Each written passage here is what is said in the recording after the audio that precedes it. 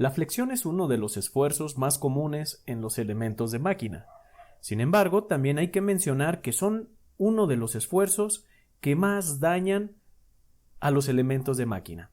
La flexión nos vamos a dar cuenta que se caracteriza porque en los resultados que obtenemos a través de ella, los esfuerzos son relativamente grandes, comparado, por ejemplo, con un esfuerzo cortante o comparado con algún esfuerzo axial.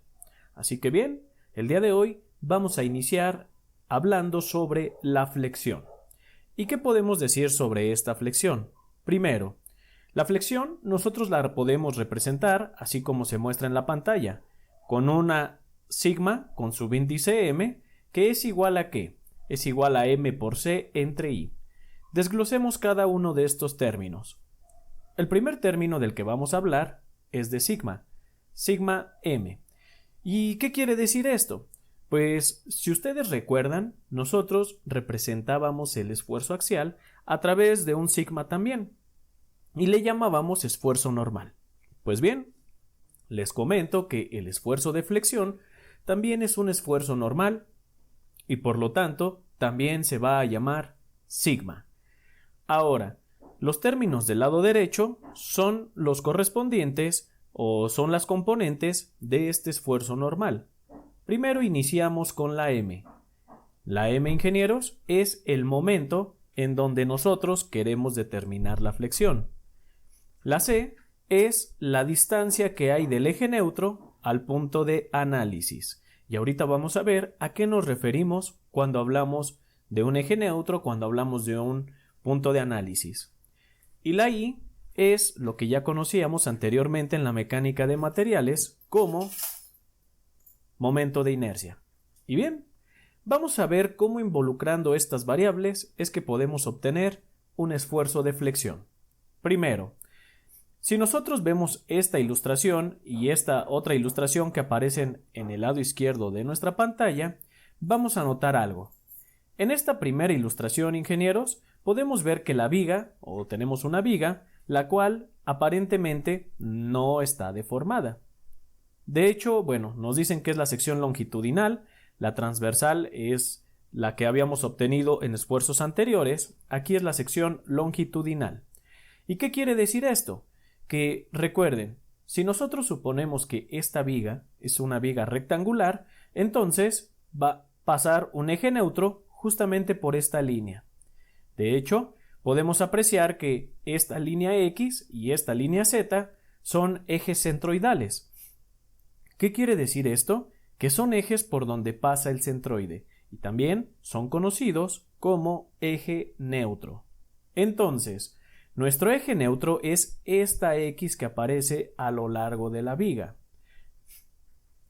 Cuando nosotros hacemos el análisis por flexión, es muy importante definir algún punto en específico, ya que si nosotros observamos la figura de la derecha, vamos a apreciar que el esfuerzo de flexión no es un esfuerzo que sea uniforme o que sea promedio como el esfuerzo normal. En este caso, ¿qué podemos apreciar con la distribución de esfuerzos de un esfuerzo de flexión?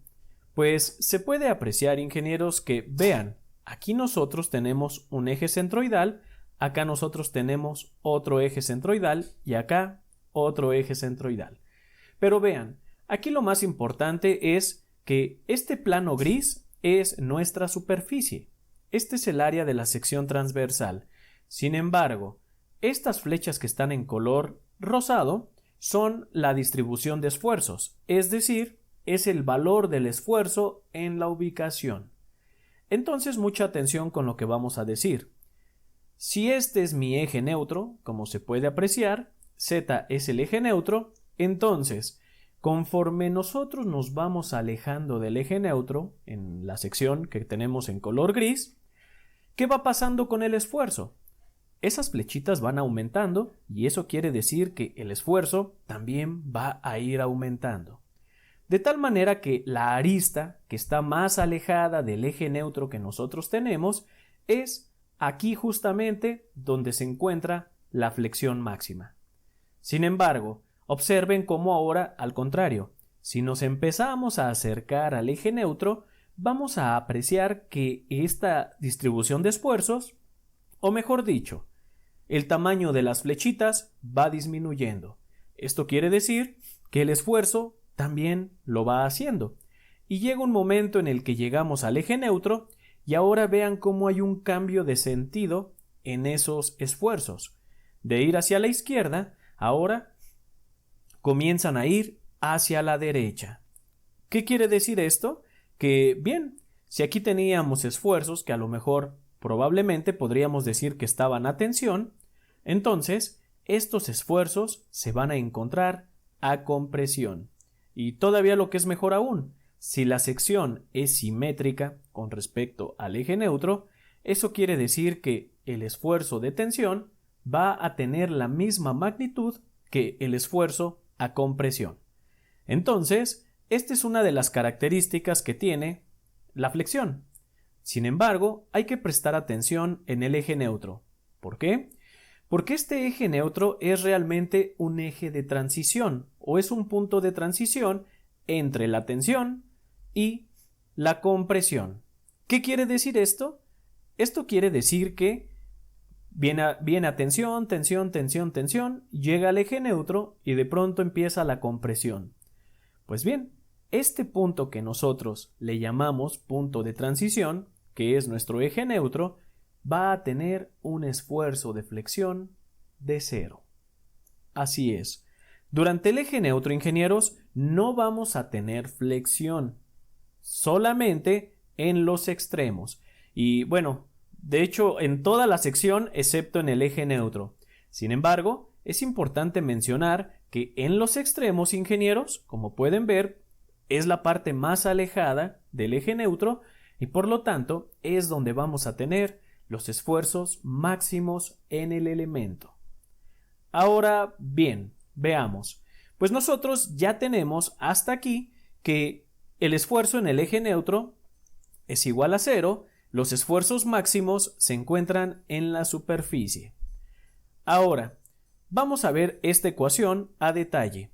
Si nosotros analizamos esta ecuación, vamos a ver que m es el momento en la parte donde deseamos conocer el esfuerzo, o en el espacio geométrico donde queremos conocer el esfuerzo. La c es la distancia del eje neutro al punto de análisis. De hecho, esta c nosotros aquí la podemos apreciar, miren. Si nosotros analizamos un punto de análisis que se encuentra aquí sobre el eje neutro, pues el valor de esta c, ¿cuánto va a valer? Va a tener un valor de 0. Y al tener un valor de 0, esta c, eso quiere decir entonces que todo mi esfuerzo de flexión tiene un valor de 0. Ahora, si ustedes observan, vamos a suponer que vamos a obtener el estado de esfuerzos, no es cierto, el esfuerzo de flexión en esta sección. Si esto es así, ¿qué podemos apreciar de esto? Primero, que el momento va a ser el mismo en toda la sección. A lo mejor si nosotros cambiamos nuestro plano de corte hacia la izquierda, el momento seguramente cambiaría. Pero en este caso, no. El momento es el mismo en toda la sección, particularmente si analizamos la superficie o analizamos el centro. El momento de inercia. El momento de inercia también va a ser exactamente el mismo, porque recuerden, esta superficie que tenemos en color gris, que es nuestro plano de corte, sigue siendo el mismo, particularmente si analizamos un punto en la superficie o un punto en el centro. Entonces, si el momento y el momento de inercia es el mismo para toda la sección, ¿qué es lo que va a hacer que este esfuerzo de flexión cambie en función de la posición? Esta C. Observen, si nosotros tenemos una C, entre más alejada del eje neutro se encuentre, nuestro esfuerzo va a ser mayor o va a ser máximo. Mientras que si nos acercamos tanto al eje neutro, ¿qué va a pasar con este valor de la C? Va a disminuir, disminuir, disminuir, hasta que llega un momento en el que nos encontramos sobre el eje neutro. Y en ese caso, el valor de la C, que es la distancia que hay del punto de análisis al eje neutro, y si el punto de análisis está sobre el eje neutro, esta distancia es igual a 0 y por lo tanto este esfuerzo de flexión va a ser igual a 0. Ahora, nosotros hemos hablado de esfuerzos de tensión y esfuerzos de compresión en la flexión, pero observen, si nosotros analizamos esta viga, la cual podemos ver que está flexionada, podríamos decir dos cosas de aquí. La primera, la parte superior se va a encontrar a compresión, mientras que la parte inferior se encuentra a tensión. Y seguramente me dirán, oiga, profe, ¿y usted cómo sabe eso? Pues es muy simple. Observen, si ustedes, ingenieros, más bien, si nos basamos nosotros en esta viga, la cual podemos ver que las dos longitudes que tenemos aquí son iguales, obsérvenlo, y son iguales porque estas líneas son verticales y son líneas limítrofes de la sección. Entonces, si estas líneas que componen a mi viga son horizontales y tienen la misma longitud antes de ser cargada, ¿qué podemos apreciar de que una vez que se carga el elemento, qué pasa con estas líneas? Pues bien, esta línea me va a formar un arco, obviamente, de aquí a partir de este ángulo. ¿Y qué podemos ver? Que este arco va a ser más pequeño que el arco de la parte inferior. ¿Qué quiere decir esto? Pues entonces, si esta longitud se redujo, pues podemos decir que se encuentra a compresión, mientras que si esta longitud se alargó, entonces podemos decir que nos encontramos ante un esfuerzo de flexión. Así que presten mucha atención con la concavidad de la deformación de la viga. Esta nos va a decir si se encuentra a tensión o se encuentra a compresión. También podríamos asignar alguna convención y llevárnosla así el resto del estudio para decir que si gira de tal manera la viga, se encuentra a tensión, si gira de tal manera, se encuentra a compresión. Sin embargo, mucha atención porque a lo largo de este curso yo no me voy a fijar en los signos que me den las ecuaciones. ¿A qué me refiero? Si yo llego a obtener un signo negativo de esta ecuación de flexión, no voy a decir exactamente qué es una compresión.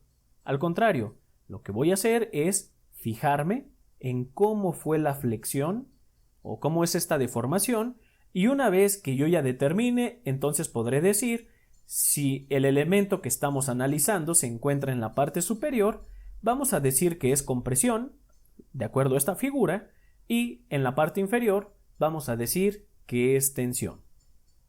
Ahora, aquí nosotros podemos apreciar una simulación. ¿Y qué se puede ver? Si ustedes observan, la parte en color azul se encuentra en el centro y podemos ver que justamente en el centro está en un color azul. Por lo tanto, vean, de acuerdo a lo que nos está mostrando el software, esto quiere decir que está a menos 28 megapascales. Pero aquí lo importante no es tanto el tema del valor del esfuerzo, sino más bien lo importante es el signo. Porque aquí en la simulación, observen cómo me dice que en la parte superior es negativo, mientras que en la parte inferior, vean cómo tenemos el mismo valor exactamente, 28.171, solamente que con un valor positivo. También podemos apreciar que, obviamente, esta sección es simétrica con respecto de X y con respecto de Y. Por lo tanto, el valor que aparece en la parte superior es exactamente el mismo al valor que aparece en la parte inferior, solamente que con signos contrarios. Hay diferentes configuraciones en las vigas. Por ejemplo, esta viga que nosotros tenemos en la ilustración se conoce como una viga en voladizo. Aquí aparece como viga volada, o también algunos otros libros conocen a esta configuración como una viga en cantilever. Si nos vamos a la segunda configuración, esto se conoce como una viga simplemente apoyada. Y esto son las dos configuraciones más comunes en las vigas. Sin embargo, mucha atención porque si nosotros agregamos un apoyo adicional a cualquiera de estas dos vigas, entonces vamos a estar hablando de una viga que se llama viga estáticamente indeterminada. Así es. En cada una de las unidades que hemos visto, existen problemas estáticamente indeterminados, y esto no va a ser la excepción. Ahora, si nosotros nos vamos, por ejemplo, a esta última ilustración, vamos a apreciar una cosa. Existe algo, sobre todo para las vigas estáticamente indeterminadas, algo que se llama deflexión. ¿Y esta deflexión qué es? La deflexión, ingenieros, es la distancia vertical que existe entre el eje neutro de la viga antes de cargarla y el eje neutro de la viga una vez que se cargó. Entonces, es decir, si yo voy a analizar este punto D y a mí me piden obtener la deflexión, que por cierto se representa con la letra Y, lo que yo voy a obtener es la distancia vertical que existe entre este punto D antes de que la viga fuera cargada hasta este punto D una vez que la viga ha sido cargada. Y entonces eso es a lo que nosotros le llamamos deflexión. ¿Qué se puede apreciar en una viga simplemente apoyada con la deflexión? Que ésta va a tener un valor máximo justamente a la mitad de la viga. Lo mismo pasa con el esfuerzo. También el esfuerzo, ingenieros, va a ser máximo justamente en el centro. ¿Y esto a qué se debe? Pues esto se debe a que el momento máximo en donde se halla en el centro. ¿Por qué? Porque entre más lejos estemos de los apoyos, pues vamos a tener un momento máximo, porque el brazo de palanca va a aumentar. Entonces, cuando tengamos una viga simplemente apoyada, ¿en dónde se encuentra el esfuerzo máximo? Se encuentra en el centro. La deflexión máxima, ¿en dónde se encuentra? También se encuentra en el centro. De hecho, aquí podemos apreciar que efectivamente la longitud vertical más prolongada se encuentra justamente aquí. Mientras que mucha atención, mientras que por definición vamos a decir que en los apoyos la deflexión es igual a 0. Y esto se debe a que en su posición nosotros vamos a decir que los apoyos son indeformables. Entonces, acuérdense de eso. En los apoyos, ingenieros, la deflexión es igual a 0. Por eso aquí tenemos Y1 igual a 0, Y2, que es este apoyo, es igual a 0. ¿Qué va a pasar con la viga en cantilever? Pues mucha atención, porque aquí, si nosotros queremos obtener el momento máximo, sabemos que en este tipo de vigas en voladizo, el momento máximo se encuentra aquí en este apoyo, en el apoyo A. Sin embargo, cuando hablamos de la deflexión máxima, ¿en dónde se encuentra? Pues se encuentra en su extremo. Vean cómo la deflexión en esta viga sería la distancia que hay del eje X al punto, porque vean cómo el punto se encuentra sobre el eje neutro de la viga. Y aquí podemos apreciar cómo, en efecto, esta deflexión es máxima en los extremos. Y bien, pues ahora, ingenieros, ya tenemos todo para poder encontrar los esfuerzos y las deformaciones en vigas. Ah, y por cierto, seguramente se están preguntando ¿qué pasa con este ángulo θ? Pues bien, ingenieros, este ángulo θ, ¿qué quiere decir? Nosotros tenemos aquí el eje neutro, el cual está totalmente deformado, y es necesario encontrar en ocasiones el ángulo de la pendiente. ¿En dónde? La pendiente en el punto en donde estamos analizando. Aquí nosotros podemos apreciar que si analizamos el punto D, esta línea tangente tendríamos que tener o podríamos encontrar la pendiente de esta línea tangente. Así es, la pendiente, ingenieros, que nosotros vamos a tener aquí como θ, en este caso es θA, pero puede cambiar. Esta pendiente nos va a servir para poder obtener la deformación en las vigas también. Y esta pendiente no es otra cosa más que una tangente que pasa por el punto donde nosotros estamos analizando. ¿Y qué podemos decir de esta pendiente? Pues de esta pendiente se puede decir que la pendiente en el punto A es igual a 0. ¿Por qué? Porque aquí el apoyo, obviamente sabemos que es indeformable, pero vean cómo podríamos poner una línea imaginaria que viene recta, llegando al punto A, entonces empieza a bajar. Aquí, pues obviamente si nosotros prolongamos este eje neutro, vean cómo poco a poco esa pendiente se va reduciendo, se va reduciendo, se va reduciendo hasta que se hace horizontal en este punto. Y de aquí para atrás podríamos decir que la pendiente es igual a 0, y como es una pendiente igual a 0, es una línea horizontal. Ahora, cosa contraria pasa con la pendiente que tenemos nosotros aquí en el punto A. ¿Por qué? Porque si nosotros trazamos la pendiente en el punto A, podríamos ver que la línea no es horizontal, sino que tendríamos una línea que a lo mejor es una línea diagonal, más o menos por donde está pasando mi flecha. Así es como quedaría.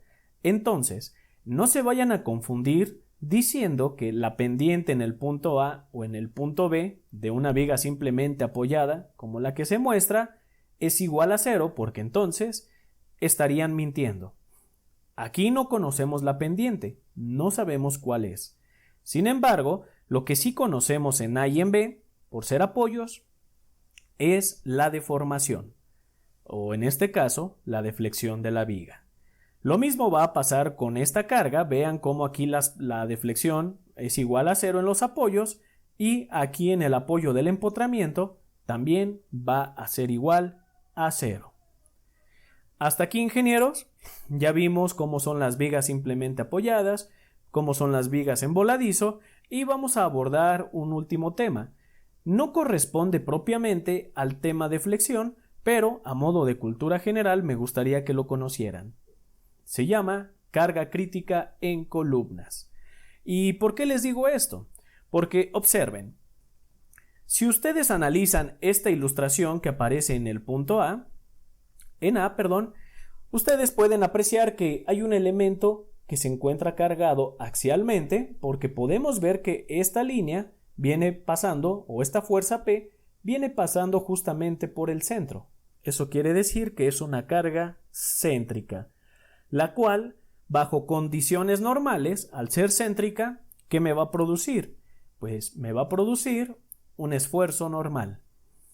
Sin embargo, no se confundan, porque si están diseñando algún elemento, seguramente van a decir, oye, mira, este elemento se está comprimiendo, lo cual está bien. Sin embargo, pues podemos ver de que el esfuerzo de compresión pues es menor al esfuerzo permisible. Entonces, eso quiere decir que mi elemento va a funcionar. Y mucho cuidado con esto, porque si ustedes dicen eso, pues sí, el elemento va a funcionar efectivamente a compresión, de acuerdo, o tomando como base el esfuerzo de compresión. Sin embargo, puede darse un fenómeno como este que se muestra aquí, el cual el elemento no va a fallar propiamente, o no va a aparentar una falla propiamente de un esfuerzo axial a compresión, sino que, como pueden ver, hay una deformación. Y esto es muy común en muchos elementos. Entonces, a esta deformación que nosotros tenemos aquí es a lo que nosotros le vamos a llamar pandeo. ¿Y a qué se debe este pandeo? Pues presten mucha atención, porque si ustedes hacen un análisis de esfuerzos normales en esta sección, pues el esfuerzo de compresión les va a decir, ¿sabes qué? Sí pasa, pero se necesita hacer un análisis de pandeo a través de la ecuación de Euler. ¿Para qué? O del criterio de Euler. ¿Para qué? Para determinar que no vaya a tener esta deformación la columna. Y si no tiene la deformación la columna, entonces podemos decir que nuestro elemento pues va a ser desarrollado de manera correcta. Si no, presten mucha atención, porque ahora ya no nada más vamos a tener un esfuerzo de compresión, sino que también vamos a tener un esfuerzo de flexión. ¿Y cómo podemos evitar el pandeo en los elementos? Pues obviamente el pandeo, como pueden ver, está ligado al módulo de elasticidad, momento de inercia, lo cual pues prácticamente son propiedades geométricas y material. Pero mucha atención, uno de los factores claves para el pandeo es la longitud. Entre mayor sea la longitud del elemento, más riesgo corremos de que el pandeo se haga presente. Y entonces, ¿qué otra cosa también influye en el pandeo? Pues la magnitud de la carga y su posición. ¿Por qué?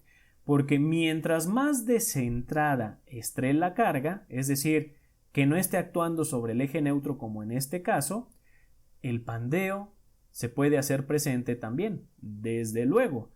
De hecho, es uno también de los principales factores, que la carga sea excéntrica.